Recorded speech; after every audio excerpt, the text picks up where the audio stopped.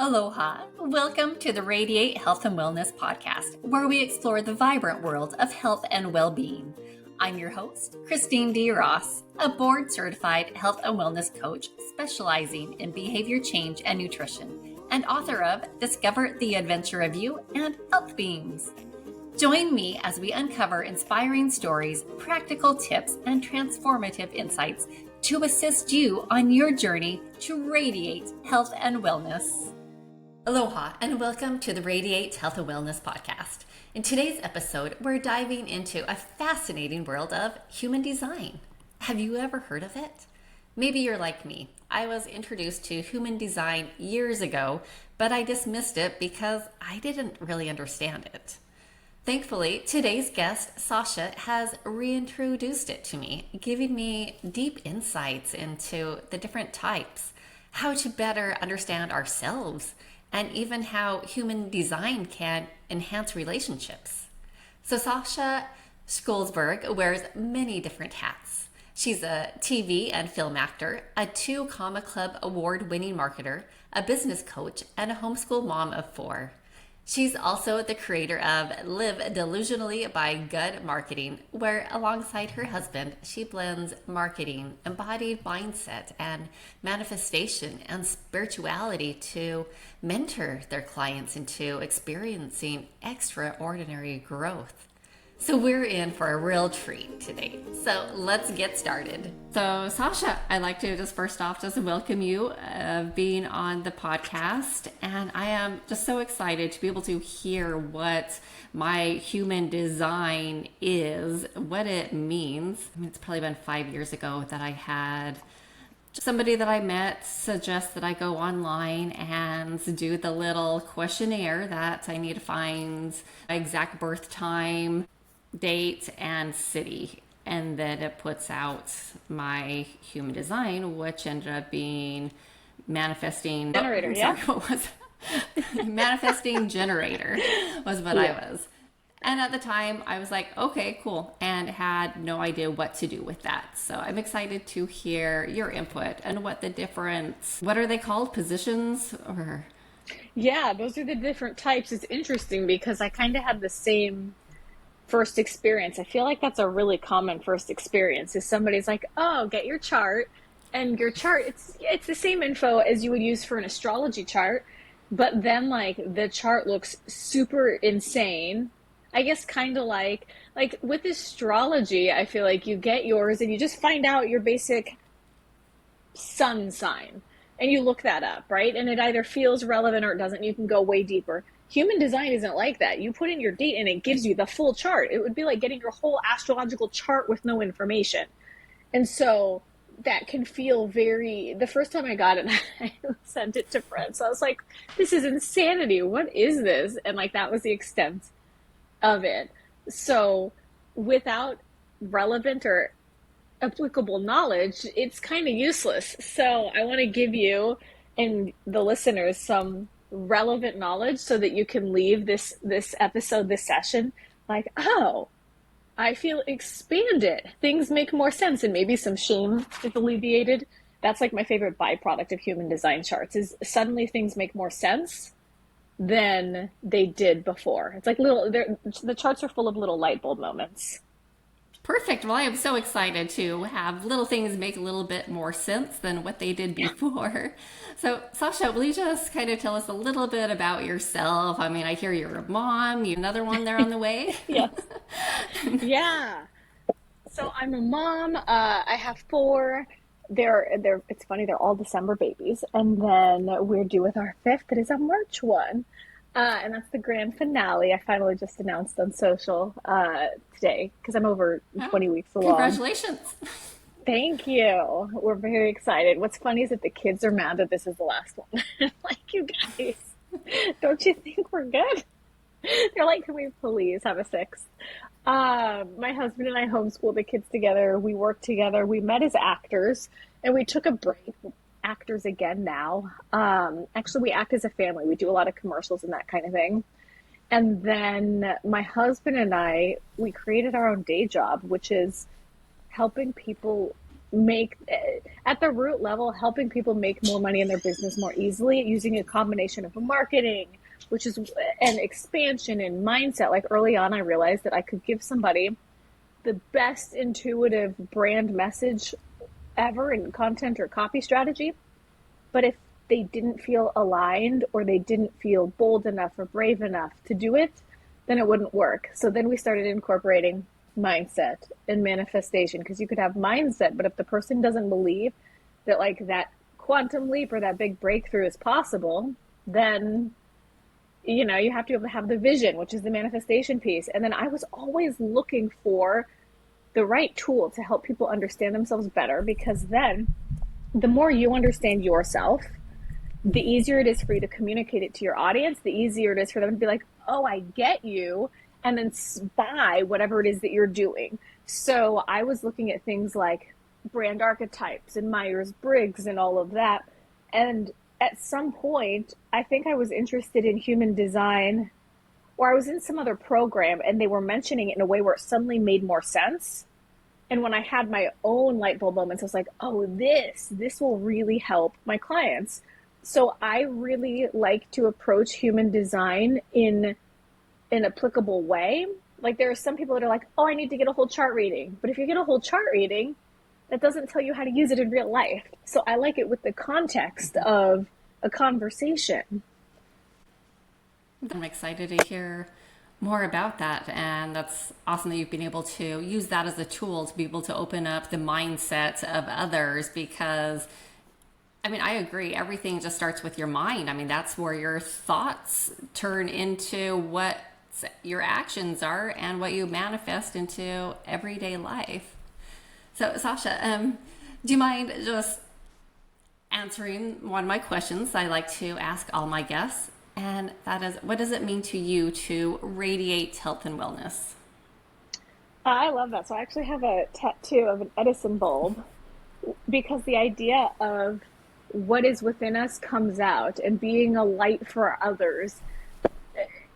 I actually saw a really great quote, and it was like, some people are lights and some people are mirrors for the lights. And I thought that was such a beautiful thing. Like, we don't even have to be the ones creating, because not everybody is, but we can all be a reflector of each other's light. So for me, the idea is, what is within us coming out, and what can I do to encourage what's already inside to come out? And if things inside need shifting, like I don't have a vision board, I have a vibe board that works best with my style of manifestation. And I always have on my, like, a really colorful plate, like a Buddha bowl, fruits and veggies. And because when we eat these bright things and we fuel ourselves in a bright way, then that's naturally what we're going to radiate out. So that's what that means to me.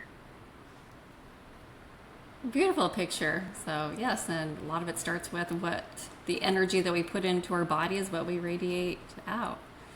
So love it. So just a question that I have about the human design, that I was talking to my husband. He's excited about hearing more. So I went on and got his chart, and he's the same thing, the Manifesting generator. manifesting generator. Yes.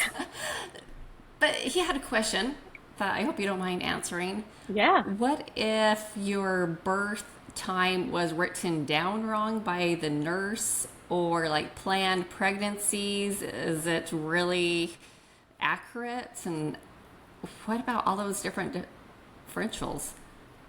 So I've heard that there are people that, even if you don't have the time, can like help you figure it out. I know that if you don't have the time, but you have the day, then things shift based on the time. I know that much. I know that even if you have just the day, I think some of the foundational things don't change. So I don't know what difference it makes in minutes in a chart. I've actually never checked that or looked into it, because for me, people usually they either have their chart and their time, or they don't have their time, but I've never experienced. So like, what if it's off by 3 minutes? So that one, I actually don't know. Of course, now I'm curious what his profile numbers are on his chart with a question like that. That's great. Well, so just what does that mean? What's the profile Yes, numbers? let's talk about that. Okay, so let's assume that our listeners have their chart. So you go, you put your birthday information in it, and the two things that we'll talk about that are the most relevant are at the very top. It'll say type and profile. So the type is a word or two words, and there's 5 different types. So I'll say the names of them, and then I'll give a rundown on what they mean in the context that I use them for. You'll find that there are different philosophies on human design. People teach it in different ways. People bring it into real life in different ways. So as you listen to things, you can learn through confirmation, like, oh, that makes sense, or contrast, like that does not work for me. Both are right, whichever works for you. So if you listen, you go, then feel free to explore it and find a definition that works for you. So with the type, 70% of the population are generators, which is what I am and my husband and one of my kids. So generators are the worker bees. We're like, boom, boom, boom, boom. We have so much energy to implement. However, it has to be action that's in line with our inspiration, what feels right to us. You do have on here something called an inner authority, which is like, what is your decision-making style? You are a sacral one. Okay, I lied. We're going to talk about 3 things. We'll talk about the inner authority also. Yours is sacral, I'm sacral, but people are usually sacral. Most people are sacral or emotional. Now, within emotional authority, there's like 3 or 4 different kinds of that. So sometimes people go, well, I'm an emotional authority. But some people, it still feels like a gut instinct. Some people literally need a month to process on a big decision. Some need to feel through it. And then with all that information, they'll come to a decision.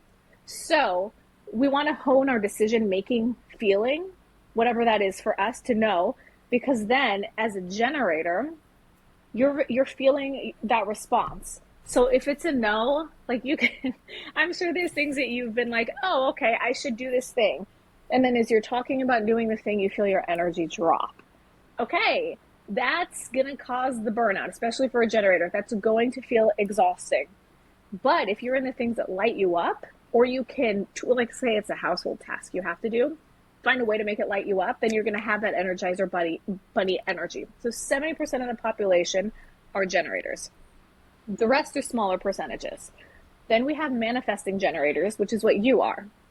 I will explain that one after I explain the next one, which is manifestors. Manifestors are like the idea people. They do not have all the power centers to go and implement things. So they're the ones there, and which means that manifestors can often feel like they're being a lot of the other ones, manifestors, projectors, reflectors, they can feel like they're being lazy because they don't have the same energy that 70% of the population does. So manifestors are the ones that are here to lead with their brilliant ideas so they can share their ideas, etc. And then you need a team to implement them. Whereas generators, we don't actually come up with our own ideas. I would never have a podcast because I wouldn't know what to say. But when somebody like you invites me onto one, I'm like, yes, perfect. I can listen for the gut heck yes and no. So for a generator, putting yourself in the spaces where you have things to respond to, I can come up with my own ideas for programs and like in my own coaching, but only in response to what people say they need. I will never get my own like ding unless I'm super tuned in intuitively. It's easiest for me to be in a space with other people. Whereas a manifestor will get their own ideas. Then they need others as a team around them to walk them. They're like the visionaries. Manifesting generators are both. Mani-gens get the ideas and have the energy to implement them.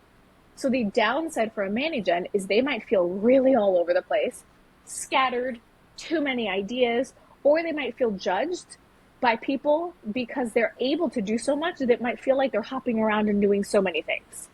So manifesting generators have to be confident in their and trusting their ability to prioritize. These are the things that are meant for me. And then the other two that are far more rare are projectors and reflectors. Reflectors are like, I want to say 1% of the population.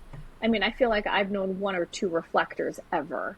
And projectors are a small percentage, but there are more projectors. And reflectors are similar, and they're both very pinpointed in their, the word I want to use is like, it's not expertise, but it's in their vision. Projectors are great for ideas and almost some of the language in it is auric, and it gets more vague, where you're talking about like the auras and that sort of thing. But projectors, if I were going to summarize it as clearly, it's still not going to make sense, but as clearly as I could say it is, projectors have this ability to help people create clarity. And projectors also need a lot of rest and quiet.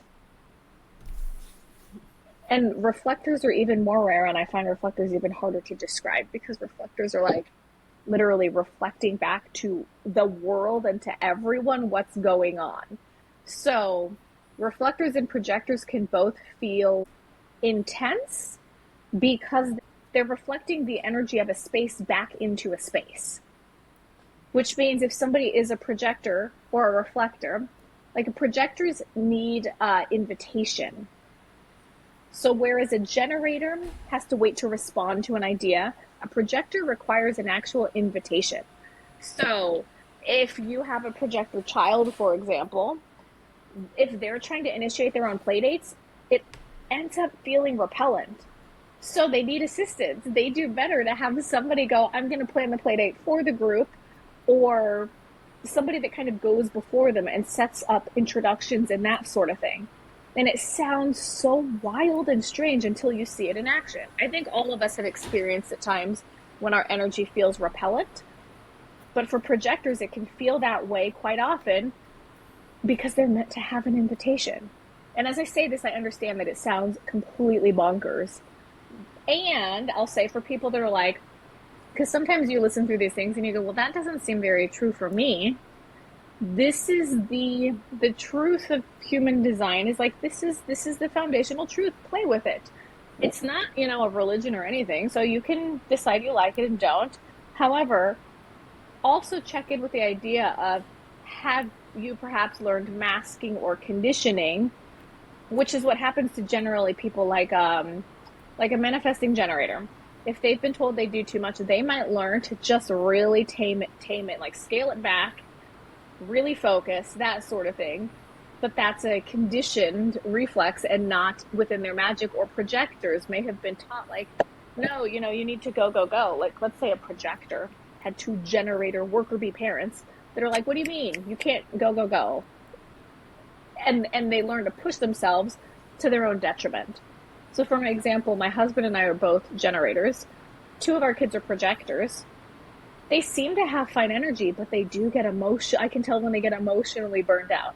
So they have to have downtime that we have to make space for them so that they can be their best selves, and then teaching them as they grow the importance of downtime for themselves so that they're not trying to force themselves into ways of living that they're not designed for.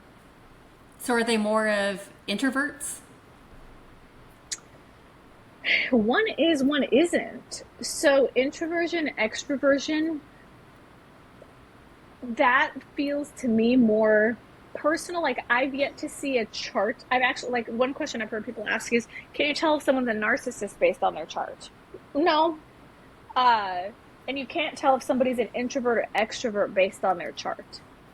There might be some indicators, but that's not one that you can really read from your chart, which is interesting as well. So there's a lot of openness left for just personality and human character in general. Yes. So that's great. I don't like really all the astrology stars or charts and stuff that tell me who I'm supposed to be. Like, hey, yes, I am who I am, and don't tell me who I am. Exactly. So. That's the other thing too, is that if you ever hear anybody talk about like a bad side to any human design thing, that's their own personal thing. That's not right. Like, there are no bad or downsides to anything in human design. It's all unique. And the more that you can put a perspective, okay, I'll give you a really obscure one. On the chart, on the two sides of the chart, there's all these numbers. And it's your design, which is like how you are, and then your personality, which is more of how you might interact with the world. One of mine, when I read it, it felt so obscure in my design, but it totally made sense.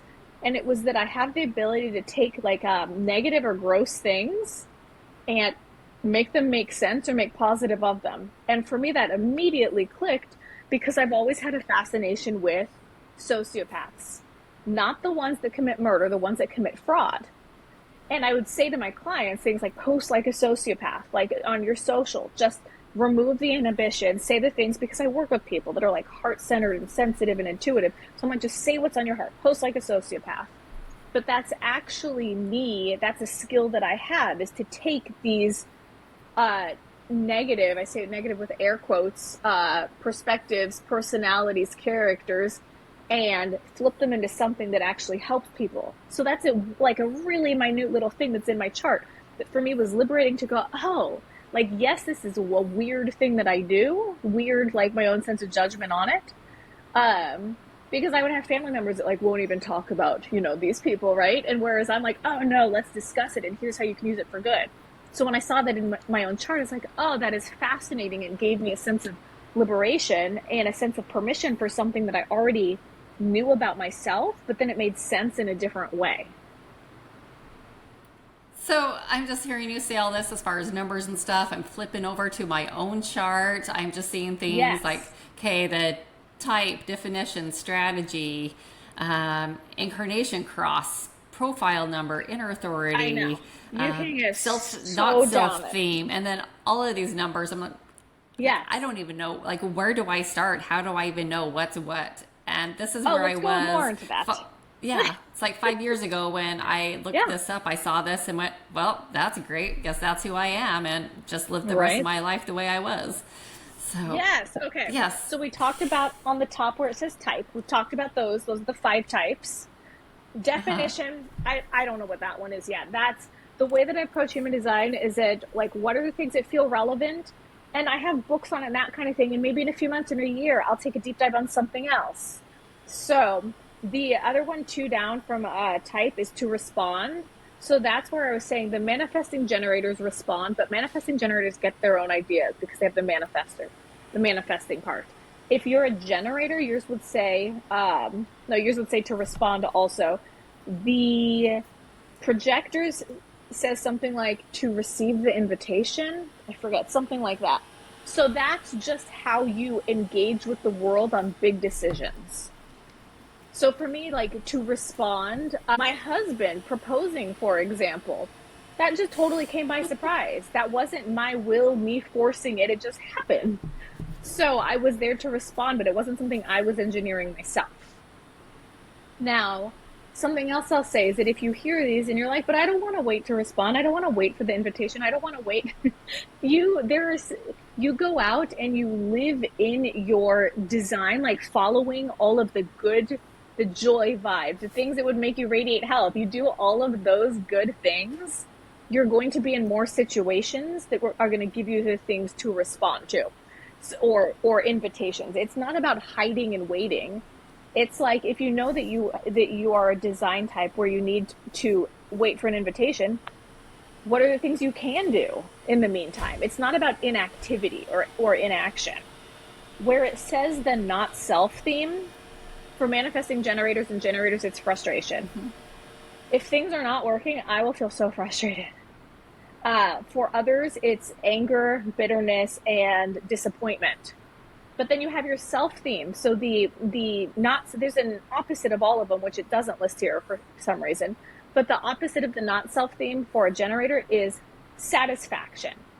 So when you're out there going for the hike, like it doesn't have to be business, right? You're going for the hike, you're going up for the hike, you're doing the thing on your to-do list, and it feels great. You feel satisfaction.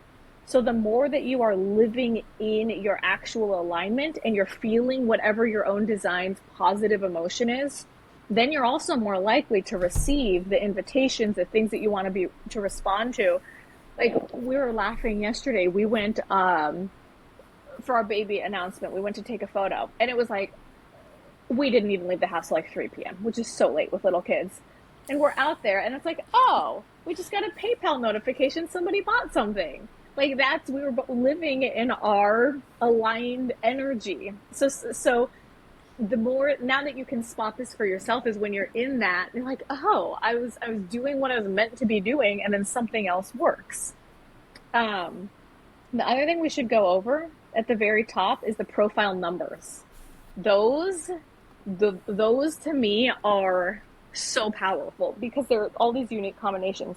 So do you see on yours how it says 4-1? Yeah. Okay. So there's six What does different that numbers, mean? right? The first number is your conscious number. The second number is your subconscious. What that really means is is when I tell you what your first number means, you realize, oh, well, that makes sense, usually. Oh, that makes sense. I say usually because if somebody has really intense conditioning, they might not feel it at all. So usually first number makes sense. Usually the second number, you've only felt the drawbacks or the shadow sides to it because you didn't know it about yourself. So we'll start with number one. There's six numbers in order. One is like the foundation, the master learner. Ones go so deep on learning about something, they get so much expertise. Now, the shadow side of a one line, if you're a one line, which you are, Christine, your profile, the subconscious is a one. The shadow side of that is you might feel perfectionism, not ready, needing to do more learning or more things to acquire expertise before you take an action or learn. You might feel like you need a lot of information before you can move or proceed. So if somebody's a one on the front end, like their first number is a one, and I'm like, oh yeah, you're like the master, you learn everything. They're like, yeah, totally, got it.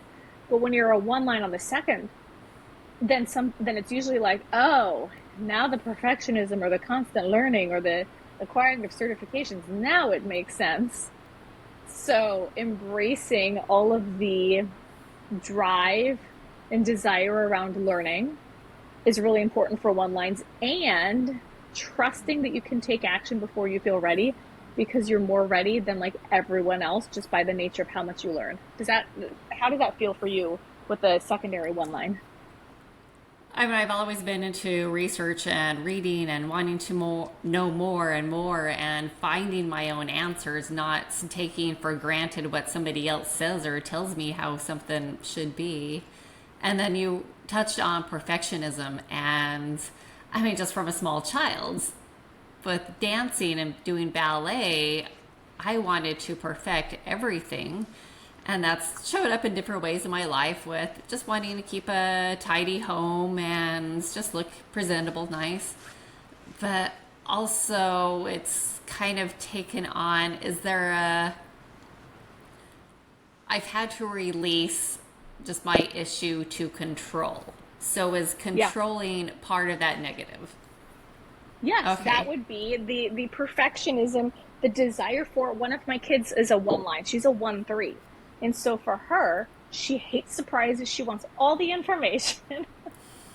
And so for her, like we go, you're not going to have all the information. Or she might be extremely nervous about something before she's experienced it for the first time because she doesn't have the information.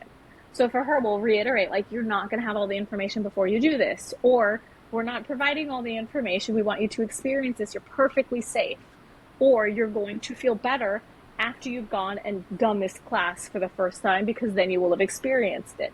So in that case, it's not forcing through, but like, what can you say to yourself or to your kid to affirm that you're still safe, that you're qualified, that etc., even without all the control and all the information. Yeah, that makes sense. So another part with perfectionism with me is I haven't really been, I don't really compete with anybody but my own self. So does that fall Mm-hmm. in line with that number? To me, yes. Especially because your first number is a four line for you. So let's go through. Let's continue through the numbers in order because Okay. yeah. Okay. So next we have the two line, and each number is so.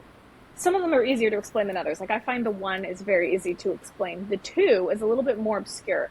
The two line, it can be compared to a compass in that it really depends who's holding it. If somebody doesn't know how to use a compass and they're holding it, it's not nothing's going to happen. And compasses also, they're not out all the time in the elements. They spend time in the pocket. So the 2 line is one that requires introspection, does really well in nice luxury environments. And 2 lines are an amazing tool. They're amazingly gifted, but they can't see it for themselves. So, like a compass doesn't really do anything without somebody that can read it. So a 2 line requires somebody else to tell them their gifts, to encourage them in their gifts, which means people can generally only provide context advice at the maximum of what they've seen for the most part. There's some people like, I'm intuitive and so I can see like bizarrely large ideas and like, yes, totally makes sense. Most people don't. So most people are going to see a 2 line and be like, oh, and 2 lines receive so much advice, unsolicited advice. So 2 lines, they're the person that's like, oh, you are so good at this. You should go and get a master's degree. You should be a teacher. You should be a therapist. You should be a this. But it's always limited by the person's frame of reference. So the better community you're in, the better scale of network, the better quality of people, the better context for your gifts that you'll see. And also, if you're constantly around people that are like, you should, I don't know, work at Walmart, you're going to lose your mind. So who you're around really, really matters for a 2 line. And then you do need the introspection time. 3 lines are trial and error. Funny thing is, every single person in my house has a 3 line, which means every single person is going to learn by mistakes, not necessarily from watching what other people are doing. But what the 3 lines do is you learn from mistakes, but you get up, you rise like a phoenix, and you share that with the world. So you share your learning, you share the thing. So the trick for a 3 line, one of my friends and mentors calls it the phoenix, but she's like, if you're not a phoenix, though, you don't rise, you're a crispy chicken. So the trick is to not stay a crispy chicken, not stay in the, oh my gosh, I've been hit with this sword again, and in your victimization. You got to rise out of that as fast as you can. That's the trick for a 3 line. Then 4 lines, so you're a 4-1. 4 lines are like the wildfire, the networker. While 4s are so personable, like their network naturally just works. Like 4 lines are the ones where people are like, oh, let me connect you with this. I have a client who's a 4 line, and we're like, just go do in-person things. So she went to a tech week. She met this guy who then was offered her, just liked her, because she's a 4, just liked her. I was like, we should work together, and has her. She went to Ireland last month on a fully paid trip because they brought her onto the team as a contractor, and she's got like $40,000 worth of contracts for work that she likes to do as a result of just going out and being a person. So for 4 lines, it's literally just go be a person. And similarly to 2 lines, though, 4 lines, who you're around matters. Because be around amazing people, because you also naturally contribute to your space because you're a networker and you're a connector. So if you are in a space where you and just your natural light, you're giving more than you're receiving, you are going to feel resentful and you're not going to get out of it what you can. So it's not about you showing and just giving to spaces. It has to feel great for you as well. And if you're in spaces that feel great for you, then like opportunities come as if by magic for 4 lines. People really desire to help 4 lines. Does that ring true for you? Yeah, especially when you talk about kind of the inflow outflow, that I definitely have had life experiences where I feel like somebody's came into my life and I'm constantly serving them. And after 3 or 4 days, I'm just like, wait, nope, this isn't working. You're out. Exactly. And then that's the nice thing too, is that you can also tell, even you can tell if you're in a situation, if you're in your not self theme. So regardless of your energy type, if you're a 4 line and you're feeling the angerness or the bitterness or disappointment or frustration, then that's a great indicator. So when we're feeling our not self theme, that's such a good indicator to adjust. And then you can check in with like your profile line. Is there something here that's off? So let's talk about the 5 line, because that's especially, the 5 line is another one. 5 is the leader. Now, The thing about the I five just looked line. at my husband's, and that's what his is. Ooh, okay. What's his? 5'1", 3'5". What's his? 1-5. 1'5". Okay. So I was wondering when he asked the question about what if you're off by minutes. I was like, is he a one line? Because a one line cannot help. They're going to ask the minute details. They're going to get all of the information and go so deep, and it's just natural, which is the nice thing. Like, let's say you have a kid. Like, one of mine is a 1-3. She needs all the information, which if you're in a school setting or something, you might feel shame for asking a ton of questions. I had a client who has a one line, and she would feel shame for asking so many questions, but that's her design. And let's say you have a kid that's a one line that's in traditional school, then I would say to them, like, hey, you can ask all your questions. It might not be well received, or you can just trust that you're going to get the information you need.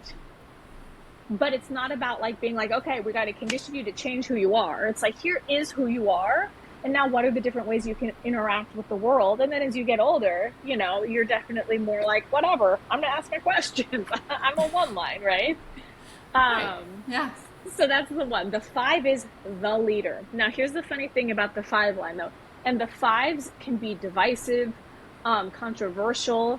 The 5s spot things before anybody else does, and then they share it and they say it. Now, if your 5 is a secondary line like your husband and me, my 5 is a secondary, and you don't know it, or you've been conditioned to not, like for a lot of women, for me it showed up as like, it doesn't matter what job I have, they put me in a leadership role. And I'm like, people always think I have it all together. I don't understand why. And when I started doing business coaching, I was like, people would come in and they would put me on a pedestal, and I would think like, oh my gosh, we're friends, because I just view everybody's like, we're all people. We all different strengths. We're on the same level. So like, if I hire a mentor, it doesn't matter how much money somebody makes or anything. To me, we're people. I recognize now, like, not everybody functions that way. A lot of people don't. But I would have people come in, and I would think that, oh, we're on this level. But actually, they were putting me on a pedestal, like, as a guru. And then once they realized I was a human, they would knock me off. So it was this like being the rug pulled out from under me, which is a common thing for 5 lines. Don't know how relevant this is for men, because the women dynamics are very different, especially in business and online business. So for me, recognizing like, oh, this is a weird thing that happens. So for me, giving myself permission and my own healing, like, okay, I can work with clients. I can open my heart. And if they change their mind after the fact, I'm still okay. That was a really big thing for me. Taylor Swift. Taylor Swift is a 5-1. So she has her eras. And you could see when she really started to embrace that she's divisive was like Reputation era. When she was like, oh, here, fine. If you're gonna vilify me, I will be the villain. This is my Reputation era. And then after that, it was just a much more, these are my eras. She didn't call it that till later, but she embraced that 5-1 of like, I'm going to step into this version of myself and I'm going to master it.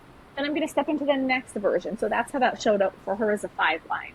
Arnold Schwarzenegger is a 5-1. So with him, right, mastered bodybuilding, mastered being a movie star, mastered commercial real estate in between the two, mastered becoming a politician and divisive. So that's the 5-1 for you in action. So if you have a 5 line, the more that you can master being, I say you're going to fall on the sword.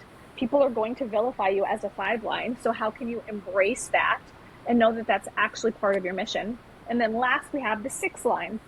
The 6 line is fascinating because the 6 operates like a 3 until age 30. First 30 years of life, trial and error, Phoenix rising, 30 years. Then from age 30 to 50, it's kind of this more inward, figuring things out, healing, integration time, making sense of all of it, deconditioning. If you like felt shame around all of your mistakes. And then after the age 50, the 6 line becomes a sage. So after that integration period, the 6 line is there to share all of their wisdom and be a role model for others. So that's an interesting thing, because for a 6 line, oftentimes, like you'll see a 6 is often combined with a 2. So there'll be a 6-2 is a very common one. My husband is one, and I think my son is also a 6-2. when you look at that, you're like, I'm sorry. So you're saying that it only makes sense after I'm 50? And you're saying that I really have to be around people that can tell me my gifts. Like, what? So for the six line, if you're a 6-2 and you're hearing that, just know that telling your stories, whatever they are, continuously will attract people to you and magnify, and then just being really conscious of what settings are you in.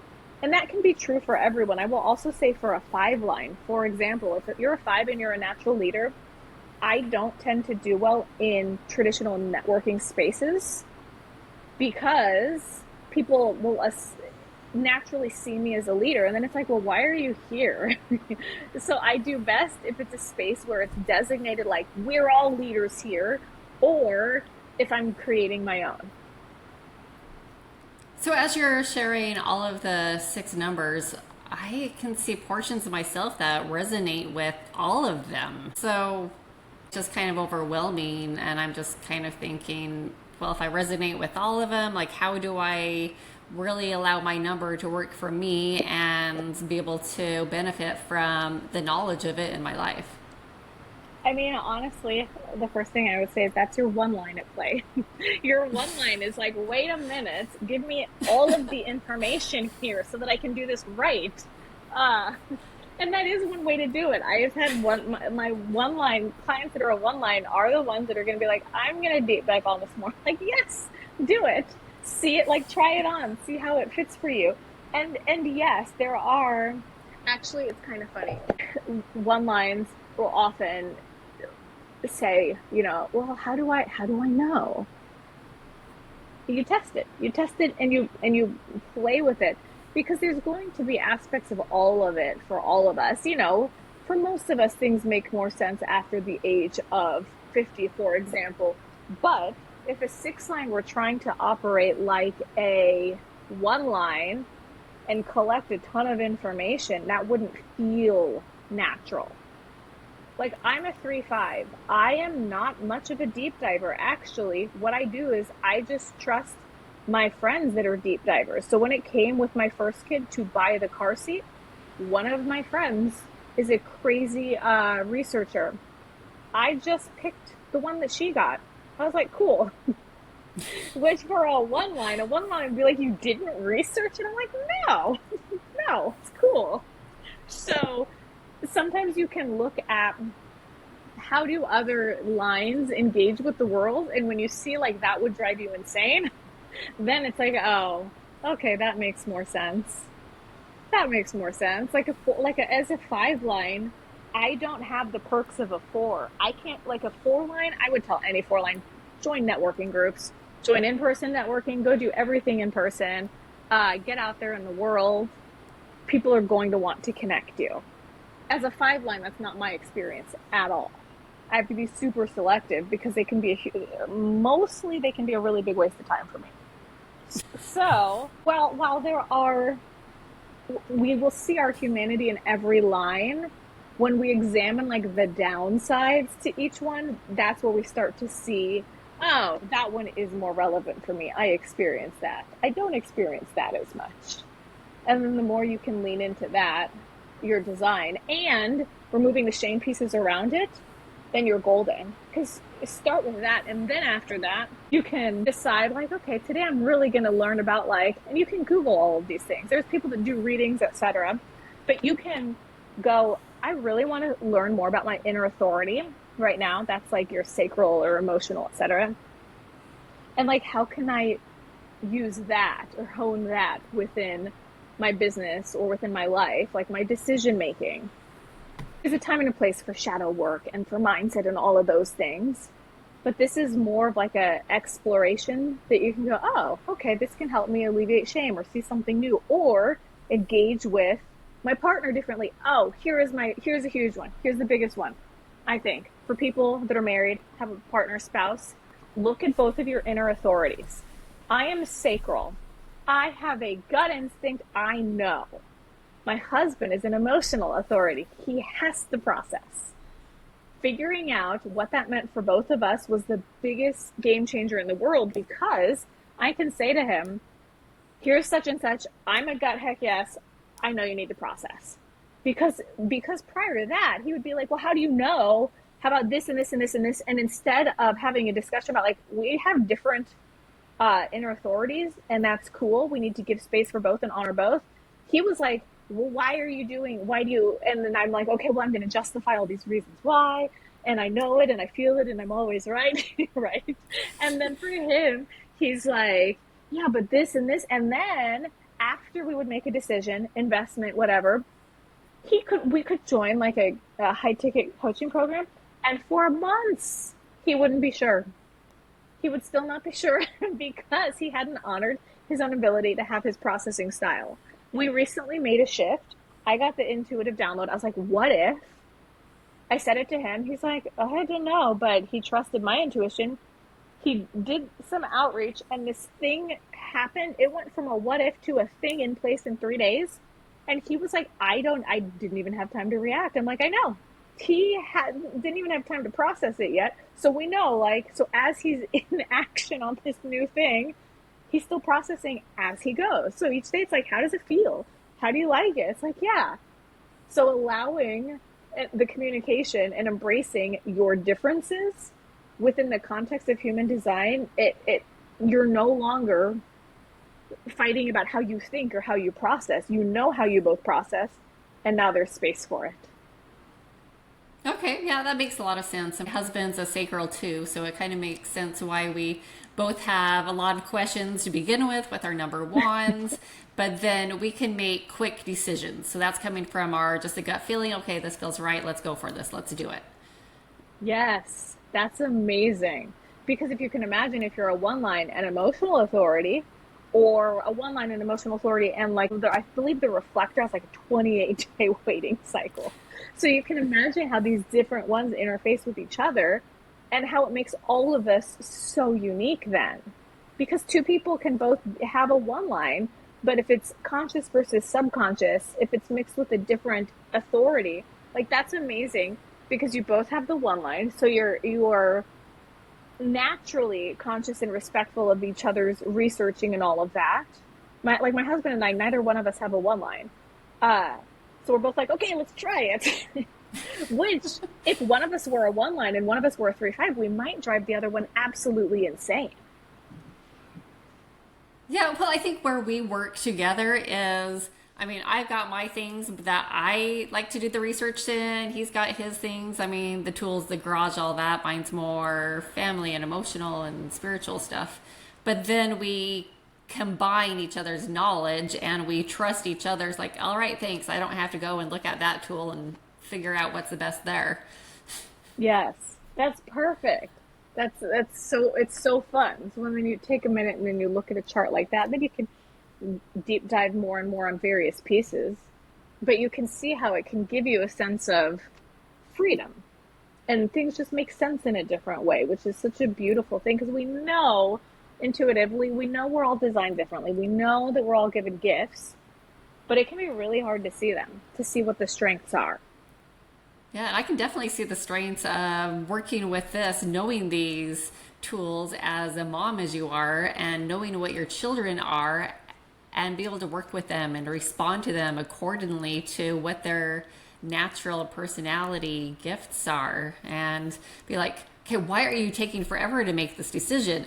To know, okay, I get that you deserve a little bit more time. This is how you are, and to be able to have, for me, that's where the frustrations would be coming up because that's part of my line, but to see it and then allow patience. And Oh, exactly. There's another one is so on the chart you have this body graph and some of them are filled in colors and some of them are empty.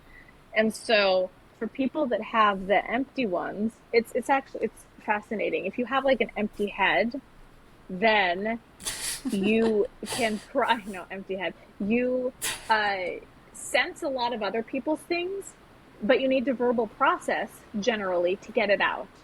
So you might find if you have a child with an empty head, for example, or there's so many variables because they could also have a defined head but an empty throat. Like regardless, what I would say is, and they say this in advice in relationships. They say when somebody's talking, find out if they need advice, if they need to There are some human designs that literally need to talk out loud because just by saying it, they'll get the answer. They don't actually need feedback, they just need to be heard because they'll get their own clarity just from talking. So if they know that and you know that, then you can just listen as you're doing dishes. They're talking, they're getting what they need. Whereas if you're like, oh, they need my advice, that's a different sort of an energy. So some of those sorts of things, it can change how you communicate. Um, yeah. So I'm just looking at the charts now. So, I mean, there's like a triangle going this way, triangle going that way, and there's some numbers on it. My husband, one of his is the color green. When you say empty head, does that mean there's no colors and no numbers Yeah. there? Yeah, just white. And I mean, you can buy, this is what I say, you can go, so they say human design is learned in like 7-year chunks, which I thought is interesting. It's like 7-year integration periods. But there are books on just the centers. I've seen programs, you can buy just a program on what the heart center means, open or closed, like defined or undefined. Each of those numbers, this is a fun one actually that you can do with a partner. I haven't even done this one yet. I've looked up specific, they're called gates. So there's all the little numbers on the centers. And if it connects all the way to another one, that's a defined channel. The gates are, the whole thing is defined. Now, some of yours are halfway done. You can like overlay yours with your partners, and then you can see like what channels are created by the nature of both of your graphs. So each of these numbers, when you have, I'm like trying to use this in plain language. When you have a fully colored in line, it's almost like a superpower. Here's a power that you have. And when two things are combined, it's like a superpower because it's the way that these two different gates or these two different centers are engaging with each other. No, I love that concept. It's really taking, I don't like to think of any individual as a half, but it's taking two halves that aren't quite complete and putting them together. And when you can lean on each other's gifts and lines, I mean, you just really create this powerhouse wholeness, oneness, exactly, unity. exactly, exactly. And to be able to It's so do fun to that, see. yeah, I'm just thinking of just the more and more possibilities of finding that in different types of relationships, whether it's a business partnership, a spouse, a child, a parent. Can see Exactly. how knowing can be just very powerful in your life and making choices and really working with other people.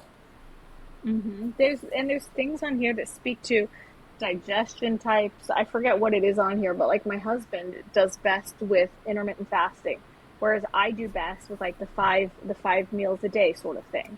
And there's that is somewhere on my chart. I forget where that's located. There's one of the four arrows at the top signifies if you're a specific or a non-specific manifester. So specific manifestors, my husband's a specific. He will be like, "Where are my auditions?" And suddenly, like 4 auditions will come in, and I'm like, "Yeah, you remember when you said that?" Like, sometimes I'm like, "You need to say something good right now, please," because when he says it, it'll happen. It's like ridiculous. I'm a non-specific, which is why I have a vibe board instead of a vision board. I've made vision boards before and then watched like versions of everything come true, and I'm like, that's not what I meant. So for me, the vibe board is far more important for non-specific manifestors. How does it feel? And then getting into that feeling helps with the manifestation. So I mean, these human design is amazing. There's so much you can do with it. So Yeah. before, when we talked, I asked if you had just a message out there for somebody out there in podcast lands that can heal from a message that you have. Do you mind sharing that? Yeah. Just to trust yourself. If anything feels like it's a weakness or a way you don't fit in the box, then that is actually your magic. Like that is your magic. So human design is one way that you can find it, but another way is to trust. Like if something feels like it is holding you back, then that's the actual medicine and lean into whatever that thing is. see if you can alleviate the shame around it, if not just by talking about it. And because I want the listener to feel the magic that everybody around them gets to experience when they trust themselves. That's beautiful. I mean, just self-trust. I mean, that's what I'm all about, to tune in to yourself and find your inner light and go with that. And I can see with where some of the numbers that you've said with human design, some people really do have a little bit more difficult time being able to do that. So, do you have any last words, anything else that you'd like to share to wrap it up? Well, hopefully they print out a chart and then maybe listen to this again with the chart in front of them. I really hope that you listening, that you get a sense of freedom from this, that you look at this and you have light bulb moments and you message Christine, message me, and let us know like what shifted and what shifted and what becomes possible for you as a result of this, because there was a lot of magic in this session, in this episode. Yes, well, thank you, Sasha. And it's been so much fun being able to look at my chart and my husband side by side and just learn a little bit more about us and all according to the human design there. So, yes, thank you. As far as other people reaching out and finding more, what are some insights and some tools to be able to know more about their design and how to use it? So the website that I always recommend to find the charts, Jovian Archive. So I'm sure that'll be in the notes, but Jovian archive.com. Click your free chart. The reason why I like them is they will never email you ever, because a lot of them, other places will. So use that one to find your chart. You can YouTube or Google any single part of it. If you're like, what does manifesting generator mean? Google it. Find your favorite resources. There are a couple of standard great books on human design, and then most of the people out there that are teaching it, it's their own version of it.